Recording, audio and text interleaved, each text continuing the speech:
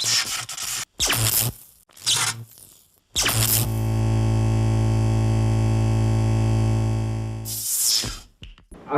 baiklah, selamat pagi semuanya. Kali ini bersama saya Maura Aditya dan di samping saya ada Bapak Ridwan. Namun sebelumnya, boleh Pak perkenalan dulu Bapak, nama komplit Bapak? Ya. Oke, ya terima kasih Bang Adit. Ya perkenalkan, nama Bapak Ridwan Wulan Yusuf. Saat ini Bapak ditugaskan oleh Yayasan untuk memimpin SMA Doa Bangsa. Jenjang pendidikan Bapak untuk S1 jurusan Pendidikan Biologi ya di Universitas Pendidikan Indonesia, dan untuk magister kuliah di Universitas Pakuan jurusan Administrasi Pendidikan. Ya seperti itu Bang Adit. Ya, terima kasih. Berarti Bapak sendiri ditugaskan di bagian pendidikan ya Pak? Iya betul. Oke Pak, menurut Bapak sendiri hakikat pendidikan itu apa aja Pak? Juga beserta tujuan daripada pendidikan itu Pak? Ya. Kalau melihat dari Undang-Undang Sisdiknas ya nomor 20 tahun 2003, bahwa pendidikan ya kalau kita lihat dari segi pengertian ini adalah usaha sadar ya dan juga terencana untuk mewujudkan suasana belajar dan proses pembelajaran peserta didik secara aktif ya. Bagaimana potensi dari segi bakat ya dan kemampuan yang dimilikinya ini bisa kita kembangkan ya melalui pendidikan, di mana kekuatan spiritual, keagamaan, pengendalian diri, kepribadian, serta keterampilan ini bisa ya diberikan untuk bangsa, agama, dan juga negara. Nah, kalau melihat dari Undang-Undang Sisdiknas tadi ya, berbicara tujuan pendidikan ini adalah berbicara bagaimana mengembangkan ya potensi peserta didik untuk bagaimana mereka menjadi seorang individu, seorang manusia yang beriman dan bertakwa kepada Tuhan Yang Maha Esa, di mana kemampuan yang harus mereka miliki gitu kan dari segi kecakapan, kreativitas, kemandirian, dan juga unsur tanggung jawab ini harus didapatkan selama mereka menempuh pendidikan, baik itu dari pendidikan di usia atau jenjang pendidikan dasar, menengah, ataupun di pendidikan tinggi. Seperti itu Bang Adit. Oke, terima kasih Pak. Apakah SMA Doa Bangsa ini bersinergi atau beriringan dengan tujuan dari pendidikan yang sudah Bapak sampaikan Pak? Ya, kalau melihat dari visi dan misi kita ya yang sudah kita masukkan di dalam kurikulum kita ya, bahwa berbicara visi SMA Doa Bangsa ini bagaimana kita menjadi lembaga pendidikan yang efektif dan juga unggul dalam menghasilkan sivitas yang berkarakter ya dan juga berdasarkan global. Nah di sini kita melihat konsep visi yang memang kita gaungkan dari tahun pertama 2016 ini senantiasa kita bagaimana untuk berupaya bersinergi ya Bang Ali. Bersinergi dengan tujuan pendidikan yang tadi sudah kita sebutkan ya.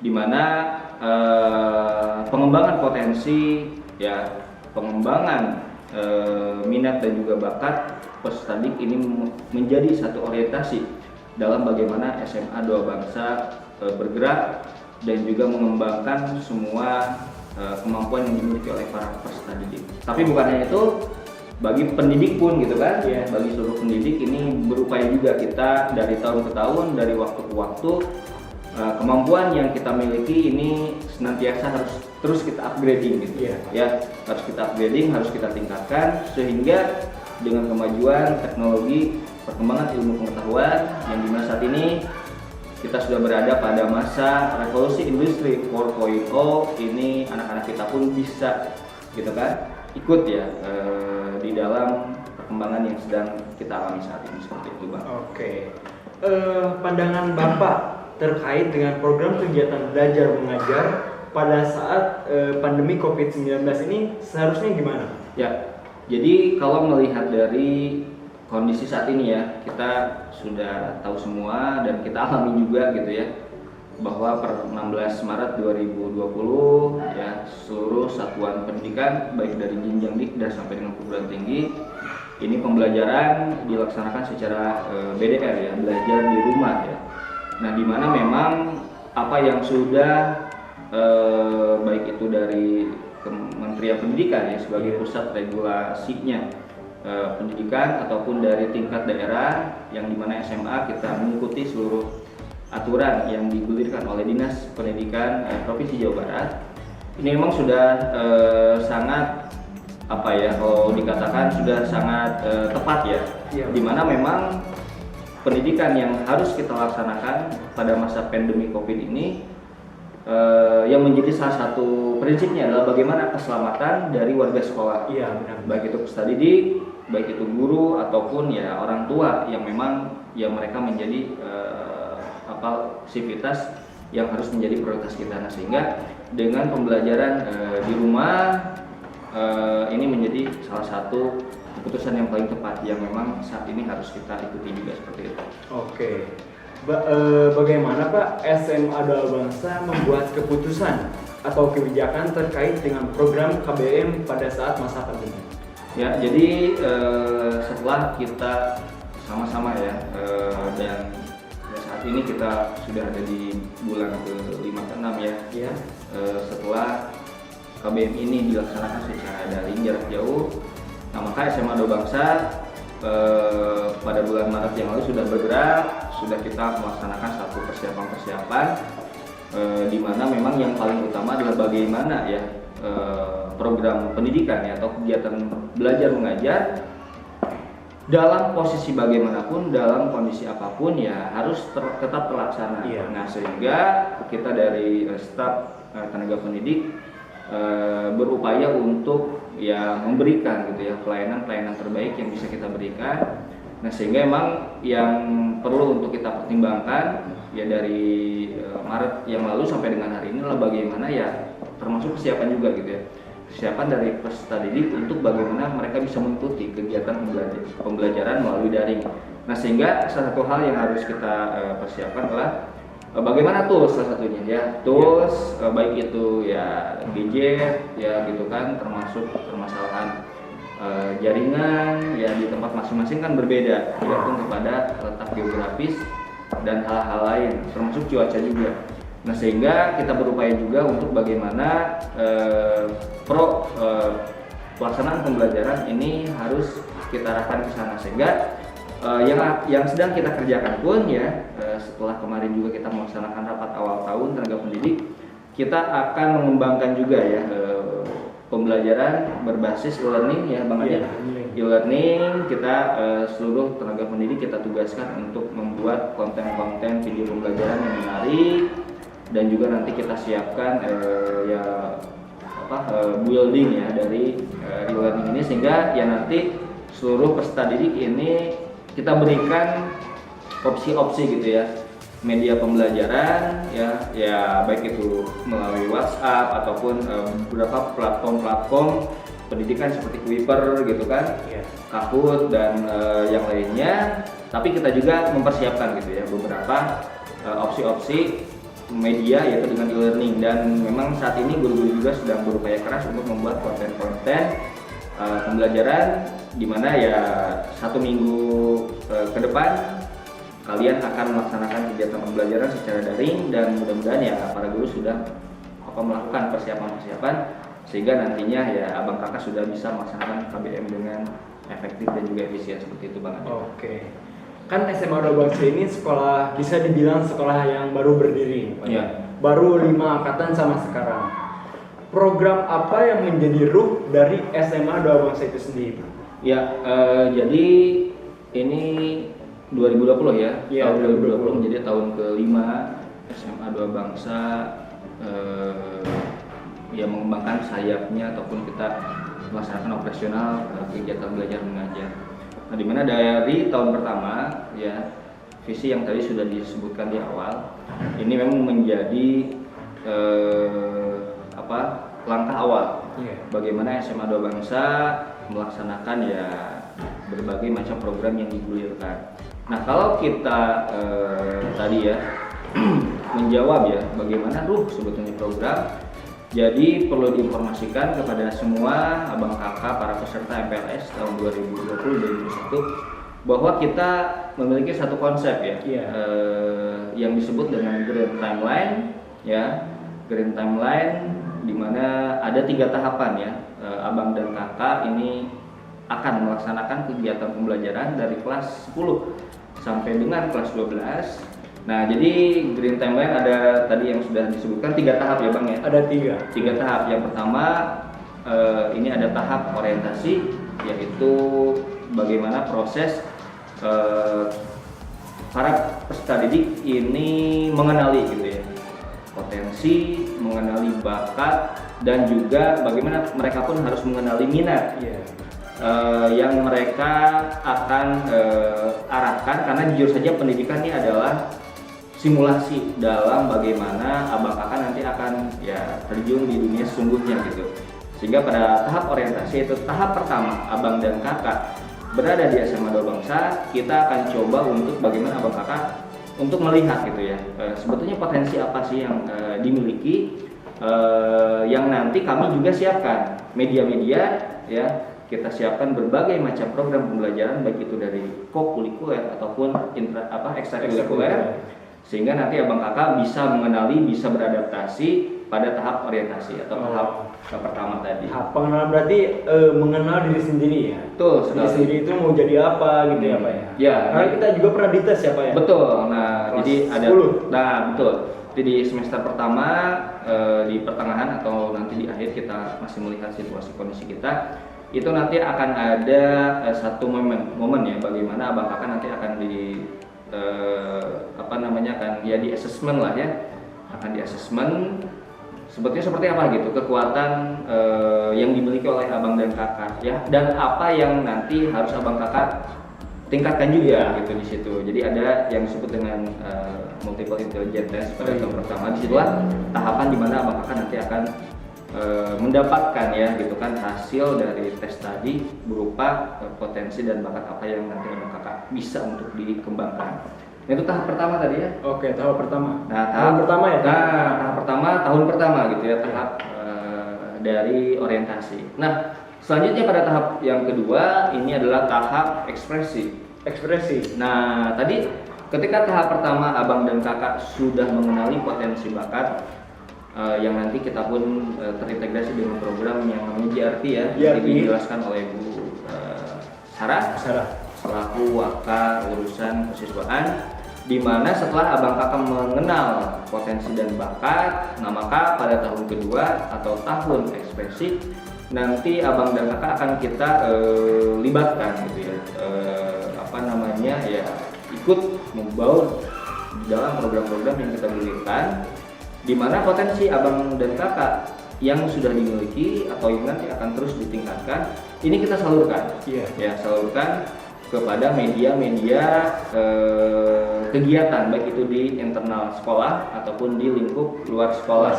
Satunya yaitu dengan event-event perlombaan dan sebagainya. Karena memang kita di tahun pertama sudah ya ini menjadi satu kebiasaan ya, kita bagaimana aktif ya untuk berpartisipasi di dalam event-event perlombaan, baik itu di non akademik ataupun di bidang akademik. Nah, sehingga mudah-mudahan abang kakak bisa membuat satu karya-karya nyata gitu kan pada tahun kedua atau tahun ekspresi ini gitu ya. Nah, itu yang nanti ya banyak lah media yang akan dipersiapkan. Nah, itu untuk tahun yang kedua ya. Dan tahun yang terakhir dari Green Timeline kita yaitu tahap dedikasi. Bagaimana ketika gitu kan abang dan kakak sudah mengenal potensi, sudah juga membuat suatu karya-karya ya, baik itu produk atau konsep dan sebagainya, nanti abang kakak akan kita arahkan juga untuk bagaimana sebetulnya manfaat ataupun fungsi ya dari bakat yang abang kakak miliki gitu ya, sehingga notabene-nya bahwa manusia-manusia Indonesia ya, atau para generasi pelanjut bangsa akan menjadi seorang seorang yang akan nanti menjadi seorang pemecahan masalah. Ya, penyelesaian masalah. Nah, penyelesaian masalah menjadi seorang nanti making decision juga, maker decision, sehingga apa yang ya sedang kita alami ya, baik itu di sekolah ataupun nanti di lingkup bangsa negara ataupun global, dengan potensi yang abang kakak miliki, abang kakak nanti punya peranan di situ. Iya, memiliki peran masing-masing nggak? Punya peranan masing-masing di bidangnya, nah sehingga nanti mudah-mudahan dengan kemampuan yang dimiliki, abang kakak nanti akan sudah terbayang gitu, sudah tergambar permasalahan bangsa yang sedang kita alami. Itu memang satu konsep ya, pendidikan yang memang ini kita gunakan gitu, kita implementasikan di SMA 2 Bangsa. Dimana kalau kita melihat dari konsep multiple intelligence ya Bang Adit ya dan juga Bang Kakak semua, bahwa SMA 2 Bangsa kita dari tahun 2016 ini sangat mempercayai dengan apa yang namanya ya tadi konsep multiple intelligence. Ya emang kalau kita melihat dari sejarahnya ya, Bapak Profesor Howard Gardner di tahun 1983 gitu, beliau ini adalah ahli psikologi dan juga seorang praktisi pendidikan di Universitas Harvard.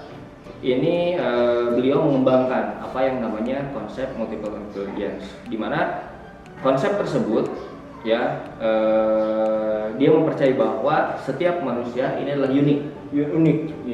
Semua manusia ini adalah unik dan mereka punya kecerdasan. Jadi setiap orang itu cerdas. Oh ya.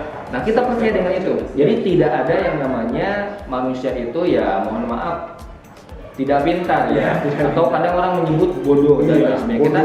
Kita sangat tidak setuju dengan konsep itu. Iya benar. Nah sehingga kita sangat setuju dengan konsep multiple intelligence yang digagas atau dikembangkan oleh Bapak Howard Gardner. Iya. Sehingga menjadi landasan kita dalam bagaimana kita melaksanakan proses kegiatan pembelajaran. Ya. Dimana kalau berbicara definisi dari MI, jadi multiple intelligence ini adalah suatu kemampuan ya, yang dimiliki oleh setiap manusia, dimana kemampuan inilah yang nanti menjadi kemampuan untuk memecahkan permasalahan yang sedang dialaminya. Dan bagaimana kemampuan ini bisa menghasilkan satu karya-karya, produk-produk, ya baik tadi ya berupa produk barang atau produk konsep untuk menyelesaikan gitu kan masalah-masalah yang menghadapi gitu kan. Sehingga kalau mengacu pada konsep ini, kita dari tahun pertama ya tahap tahap orientasi ini mengupayakan untuk kita bagaimana abang kakak ini cepat untuk beradaptasi dengan dunia SMA ya, yang pastinya berbeda Bang ya. Berbeda. Ada dunia SMP dan juga dunia SMA. Di mana dunia SMA ini dunia yang memang abang kakak nanti akan temukan berbagai macam dinamika, berbagai macam ya pastinya permasalahan-permasalahan, polemik yang nanti abang kakak sendiri akan menyelesaikan permasalahan itu dengan potensi dan bakat yang dimiliki. Seperti itu Bang Adi. Dan tadi ada setiap manusia itu unik, memiliki kecerdasan masing-masing. Di dunia ini, di setiap orang itu ada berapa sih Pak kecerdasannya? Bisa Bapak sebutkan? Jadi kalau kita mengacu pada konsep ya multiple intelligence test yang digagas oleh Bapak Gardner, jadi ada 8 kecerdasan majemuk ya, 8 kecerdasan majemuk. Yang pertama ada yang kita sebut dengan kecerdasan linguistik ya. Yang kedua kecerdasan matematik logik. Yang ketiga ada kecerdasan spasial atau ruang. Lalu ada kecerdasan kinestetik jasmani. Selanjutnya juga ada kecerdasan musikal ya. Lalu ada kecerdasan intrapersonal, interpersonal dan juga naturalis. Iya. Apakah setiap orang sudah memiliki kecerdasannya? Udah sadar gitu kecerdasan mereka itu di mana? Nah, jadi begini Bang. Tadi sudah disebutkan 8 kecerdasan. Ya. Mungkin sedikit saja kita bahas ya. Secara umum apa yang dimaksud dengan kecerdasan linguistik, ya lalu apa saja nanti ya sektor-sektor yang nanti mungkin abang kakak akan ya bergabung gitu kan di sektor yang nanti akan kita hadapi bersama. Yang harus didalami gitu. Nah, didalami dan nanti mungkin kita bahas juga ya jenis-jenis pekerjaan apa saja gitu kan. Yang nanti disesuaikan dengan kecerdasan yang nanti abang kakak pun akan lihat dari potensi yang dimiliki. Yang pertama yaitu kecerdasan linguistik. Kalau kita lihat dari konsep linguistik itu ya suatu konsep yang berhubungan berbicara berbahasa. Dimana berbicara kecerdasan linguistik adalah bagaimana kemampuan menggunakan kata-kata secara efektif baik lisan ataupun tulisan. Iya. Ya, dimana pekerjaan-pekerjaan ya ataupun profesi-profesi yang nanti di apa ya di akan dihadapkan gitu kan pada abang kakak yang memiliki kecerdasan linguistik itu seperti nanti pembaca berita Kan? ya. Seorang Presenter. nah Iya. presenter juga. Saya sendiri pengen Pak jadi presenter Pak. Wah, udah nih ya. Ini sudah menjadi seorang presenter. Nah, Iya, mudah-mudahan semoga aja. Nah, semoga ya Bang ya. Dari kecerdasan yang dimiliki pun bisa kita kembangkan. Iya, amin. Lalu juga ada wartawan. Wartawan, nah, iya. itulah orang-orang yang memang memiliki kecerdasan linguistik, di mana kemampuan utamanya tadi bagaimana kemampuan bahasa, rangkaian kalimat, rangkaian kata ini bisa disusun dan nanti diungkapkan baik itu secara lisan ataupun tulisan. Iya. Itu kecerdasan linguistik. Berikutnya itu kecerdasan matematik logik. Matematik logik. Nah, kalau berbicara kecerdasan matematik logik itu berbicara bagaimana seorang yang memiliki kemampuan dalam mengolah angka dan menggunakan logika untuk menyelesaikan suatu permasalahannya. Oh, iya. Logik ini kan suatu kemampuan yang berhubungan dengan ya akal sehat gitu kan. Iya. Nah, di sini sehingga salah satu pekerjaan ataupun profesi-profesi untuk abang kakak yang memiliki kemampuan di bidang matematik logik ini seperti yang pertama ada seorang pengolah data, analisis data. Administrasi. Nah, sama seperti itu. Lalu juga ahli statistik. Ahli statistik. Ahli statistik yang Iya. dengan matematik seperti itu. Lalu juga programmer. Nah, dia kan nanti akan bergelut ya dengan konsep-konsep logika matematik dan Iya. sebagainya. Nah, sehingga dengan kecerdasan matematik logik ya beberapa pekerjaan ataupun profesi tadi nah bisa untuk abang kakak ya dalami gitu kan, baik itu di ya dunia pendidikan pada saat ini ataupun di masa-masa yang akan datang. Nah, di pendidikan tinggi ataupun ketika sudah bekerja. Nah, Iya. dua kecerdasan ya tadi sudah linguistik dan logikal matematik. Nah, yang ketiga itu kecerdasan spasial. Nah, kecerdasan spasial ini berhubungan dengan ruang. Yaitu bagaimana kemampuan seorang untuk mempersepsikan suatu ruang yang globalnya dunia ya secara visual dengan akurat. Nah, biasanya orang-orang seperti ahli seorang perancang gitu kan, seorang penemu pencipta biasanya yang kuliah di jurusan teknik sipil ini salah satunya ya. Iya. Arsitektur. Iya, arsitek. Nah, seorang arsitek biasanya orang yang memiliki kemampuan di bidang spasial. Jadi dia bisa memetakan suatu ruang dengan ya kemampuan yang dimiliki. Oke. Ya. Berikutnya ya ada kemampuan yang atau kecerdasan yang keempat yaitu kecerdasan kinestetik jasmani. Nah, jasmani ya berarti ada hubungan dengan olahraga. Iya. Ya, di mana berbicara kemampuan kinestetik jasmani adalah kemampuan menggunakan seluruh tubuh baik itu dari mulai ujung kepala sampai ujung kaki untuk mengekspresikan ide dan juga perasaannya. Ini dengan gerakan-gerakan tubuh yang dia bisa ekspresikan. Nah, salah satu profesi atau pekerjaan yang akan jadi gitu kan atau didalami oleh anak-anak atau individu yang memiliki kemampuan tadi yaitu kita contohkan seperti penari. Penari, ada juga seorang penata, lalu ini atlet. Oh iya, itu juga merupakan sebuah kecerdasan ya. Sebuah kecerdasan betul ya. Seorang atlet ya di berbagai macam bidang olahraga.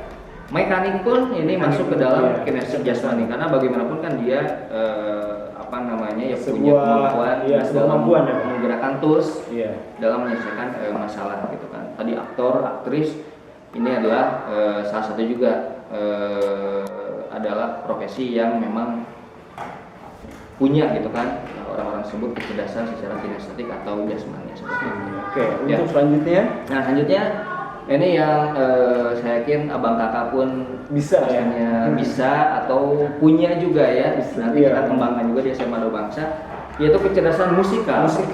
Nah, musik ya, musikal. Jadi kalau berbicara kemampuan musikal, ini adalah kemampuan menangani berbagai bentuk musik ya, dengan cara bisa mengekspresikan, membedakan, mengubah, dan juga nanti mengekspresikan. Iya, menyesuaikan nada, contohnya Nah, kayak gitu. nada, Bagaimana nada, melodi, nah ini bisa diolah, bisa dirangkai yang menjadi sebuah, ya, apakah itu lagu, ya. dan lain sebagainya. Gitu. Biasanya ya memang seorang komponis, Iya. penyanyi, lalu juga komposer, Iya. kritikus musik dan lain sebagainya. Ini adalah satu profesi-profesi yang dimana mereka memiliki kecerdasan musikal seperti itu. Kecerdasan tertentu ya. Nah, seperti itu musikal tadi. Berikutnya ada 3 lagi kecerdasan 3 yang lagi. kita sedikit bahas, yaitu kecerdasan interpersonal. Interpersonal. Nah, interpersonal ya. Kalau berbicara kecerdasan interpersonal, ini adalah kecerdasan atau kemampuan untuk mempersepsi ya, dan juga membedakan bagaimana suasana hati, motivasi serta maksud dari ya perasaan orang lain. Iya. Ya biasanya lawan bicara. Iya. Ya, seorang yang memiliki kecerdasan interpersonal biasanya dia yang bisa memahami ya perilaku, memahami ya sisi emosional lawan bicaranya. Iya. Nah, Pendengar yang baik ya Pak. nah seharusnya juga menjadi seorang pendengar yang baik. Dia pun biasanya ya bisa menjadi ya teman curhat, ya, teman ngobrol yang pastinya akan dipercaya gitu Iya, oleh pastinya dipercaya. rekan-rekannya. Nah biasanya profesi atau pekerjaan ya biasanya orang-orang yang memiliki kecerdasan interpersonal ini seperti seorang negosiator ya, duta-duta besar itu Iya, Bang. duta besar. Ya, duta besar itu adalah orang-orang yang punya kecerdasan secara interpersonal. Lalu juga seorang entertainer ya, entertainer tadi ada aktris juga ya, aktor Termasuk juga ya. masuk juga orang yang atau pekerjaan yang biasanya di dalam pribadinya memiliki kecerdasan interpersonal. Lalu juga ya seorang pekerja sosial. Udah sosial. Nah, Iya. ini biasanya dia yang memiliki tadi kemampuan untuk ya memahami orang-orang di sekitarnya. Iya, Seperti iya, itu. Pak. Ya. Lalu ada 2 lagi kecerdasan terakhir ya, yaitu kecerdasan intrapersonal. Tadi Tadi tadi intrapersonal. Nah, sekarang kecerdasan intrapersonal. Intrapersonal. Itu bagaimana kemampuan memahami diri sendiri ya, dan bertindak ya berdasarkan pemahaman yang dia rasakan, dia rasakan kan. Nah, seorang filsuf, peneliti, lalu juga psikolog, Bukrani nih. Nah, ya contohnya tadi Bukrani ya, Bukrani. salah satu tenaga pengajar kita ya di SMA pelajaran bimbingan konseling. Ini ya adalah orang-orang yang biasanya tadi ya mampu untuk bagaimana dia yang memahami diri sendiri, karena bagaimanapun juga ketika dia harus menyelesaikan permasalahan orang lain, maka ya diri pribadi dulu yang harus yang mereka tahu seperti apa gitu kan, sehingga ketika konsep penyelesaian masalah yang akan diberikan kepada seseorang ini bisa diungkapkan dengan baik, dengan bijak, sehingga ya segala macam masalah ini bisa diselesaikan dengan efektif dan juga efisien. Ya. Dan terakhir ini adalah kecerdasan secara atau naturalis. Ini berbicara bagaimana seorang ini bisa mengenali dan juga ya tadi mengkategorikan ya, dan pastinya ya menyukai juga gitu kan, sesuatu yang berhubungan dengan flora dan juga fauna. Nah, di mana orang-orang yang memiliki kemampuan atau kecerdasan naturalis ini biasanya ya dia berhubungan dengan lingkup tadi ya yang dia sebutkan. Profesi seperti ahli biologi gitu kan, ahli botani, ya ahli ya animalia gitu kan. Dokter hewan juga di sini, terus juga ya bidang-bidang lainnya. Nah, biasanya ini adalah bidang yang ditekuni oleh seorang yang memiliki kemampuan atau kecerdasan di bidang naturalis seperti itu, Bang. Jadi itulah 8 kecerdasan yang dimiliki setiap masing-masing individu ya. Nah, seperti itu. Unik ya setiap orang itu ya. Seorang itu memiliki kecerdasan masing-masing. Betul sekali. Tinggal kita perdalami seperti apa kecerdasan yang kita miliki. Betul. Oke. Nah, Pak Bang, Doa Bangsa ini, SMA Doa Bangsa ini dapat melihat dari mananya sih Pak? Melihat kecerdasan masing-masing orang. Ya, jadi tadi di awal sudah disebutkan ya, bagaimana tahapan-tahapan kita, ada green timeline di situ. Nah, di mana pada masa orientasi. Ya, di sini kan sudah digambarkan bagaimana adaptabilitas siswa-siswi di kelas 10 ini kita upayakan untuk cepat gitu kan. Iya. Sehingga bagaimana mereka bisa langsung secara cepat ya mereka bergerak belajar dengan baik. Nah, di mana memang pada prosesnya ya seluruh tenaga pendidik gitu kan, baik itu pada mata pelajaran intrakurikuler ataupun ekstrakurikuler, ini mereka pun akan mencari, mengenali gitu kan potensi-potensi yang dimiliki oleh peserta didik. Iya. Nah, karena di situ kita sudah instruksikan kepada semua untuk bagaimana seluruh sivitas kita ya dari kalangan tenaga pendidik ini mereka untuk bisa mendiagnosis gitu kan, menganalisis potensi apa yang dimiliki. Nah, selain itu kita memang sudah beberapa tahun terakhir bekerjasama dengan Grahita Indonesia. Nah, ini untuk bagaimana kita dibantu ya dalam menganalisis ya kemampuan atau potensi yang dimiliki oleh peserta didik. Sehingga hasilnya adalah bagaimana peserta didik ini mengetahui. Nah, di situ. Oh iya, mengetahui kecerdasan yang dimiliki gitu kan, ataupun ya tadi kecerdasan yang sudah dia miliki ya sudah tinggi, mana yang masih rendah. Iya. Nah, dari situlah nanti akan muncul minat-minat, kita hubungkan dengan minat-minat yang dia miliki, sehingga ketika kemampuannya masih dalam kondisi masih rendah, nah tapi dia punya minat di bidang itu, nah kita baru kita akan arahkan, kita akan kembangkan untuk bagaimana kemampuan yang ya sesuai dengan minat dia kita tingkatkan. Ya seperti ini Bang Adil ya. Ini kalau kita lihat Abang Kakak beliau sudah kelihatan ya sudah biasa ya sudah punya rasa confidence, kepercayaan diri ya gitu kan untuk ya kita membawa ya acara hari ini. Nah, ini adalah salah satu juga kecerdasan Bang. Iya, salah satu. Bukan hanya ya tadi ada kecerdasan logik matematik, tapi di bidang musik juga interpersonal gitu kan. Bagaimana Bang Adit bisa juga membawa acara. Ini adalah satu kecerdasan yang kita pun akan siapkan media-medianya melalui program-program di SMA 2 Bangsa. Seperti itu. Baik, terima kasih untuk podcast kita kali ini. Semoga teman-teman bisa memahami materi yang Bapak sendiri ingin sampaikan ya. Mungkin cukup sekian dan nanti bakalan ada video-video selanjutnya Pak. Iya, betul sekali. Oke, terima kasih dan wassalamualaikum warahmatullahi wabarakatuh. Sampai jumpa di SMA 2 Bangsa. Ya, terima kasih ya atas atensinya.